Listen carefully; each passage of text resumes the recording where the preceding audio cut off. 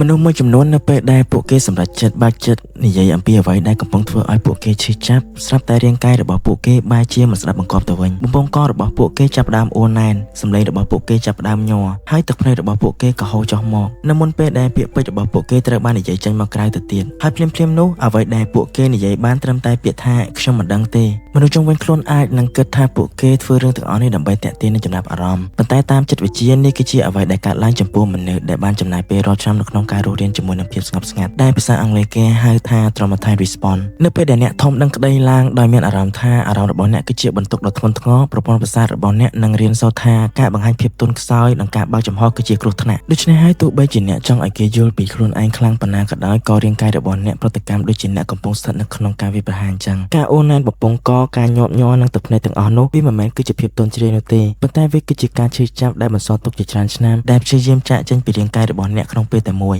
ពួកគេគឺជាមនុស្សដែលបានហាត់សមនៅការសន្ទនានៅក្នុងខួរក្បាលរាប់ពាន់ដងប៉ុន្តែបែរជាគាំងគំនិតនៅស្ងៀមនៅម្នាក់ឯងនៅពេលដែលមាននរណាម្នាក់និយាយថានិយាយជាមួយខ្ញុំមកវាមិនមែនមកពីពួកគេគ្មានអារម្មណ៍អ្វីនោះទេប៉ុន្តែមកពីពួកគេមានអារម្មណ៍ច្រើនជ្រុលពេកហើយអ្វីដែលគួរឲ្យខ្លាចបំផុតនោះគឺភាគច្រើននៃពួកគេបានរៀនសូត្រតាំងពីក្មេងថាការបើកចិត្តនិយាយមានតែនាំនូវភាពបដិសេធនិងការខ្មាស់អៀននិងការមើលរំលងនេះហើយទើបពួកគេបានក្លាយទៅជាមនុស្សស្ងៀមស្ងាត់ឯករាជ្យនិងធ្វើដូចជាមិនអីទេប៉ុន្តែនៅក្នុងចំណុចចិត្តពួកគេមិនដែលមិនអីនោះទេទាំងអស់គ្នាបញ្ហាផ្លូវចិត្តតាមពិតទៅវាមិនមែនជារឿងរែងសើចសម្រាប់អ្នកទាំងអស់គ្នានោះទេខ្ញុំលើកទឹកចិត្តឲ្យអ្នកទាំងអស់គ្នាទៅជួបជាមួយនឹងលោកគ្រូពេទ្យជំនាញឬក៏ clinic ដែលមានបទពិសោធន៍ច្រើនឆ្នាំដើម្បីពិគ្រោះជាមួយនឹងរោគវិនិច្ឆ័យដែលអ្នកទាំងអស់គ្នាកំពុងកើតឲ្យបានជាក់ច្បាស់ clinic ឯកទេសជំងឺផ្លូវចិត្ត MyCare គឺជា clinic តែមួយគត់ដែលលោកអ្នកអាចជឿទុកចិត្តបានជាមួយនឹងលោកគ្រូពេទ្យដែលបញ្ចប់ការសិក្សាពីប្រទេសបារាំងទីតាំងនៅខាងក្រោយផ្សារ Eon 2ទំនាក់ទំនងតាមលេខទូរស័ព្ទ3ខ្សែខាងក្រោមអរគុណអ្នកទាំងអស់គ្នាដែលស្ដាប់វីដេអូនេះពីដើមរហូតដល់ចប់អញ្ចឹងយើងជួបគ្នានៅក្នុងវីដេអូក្រោយ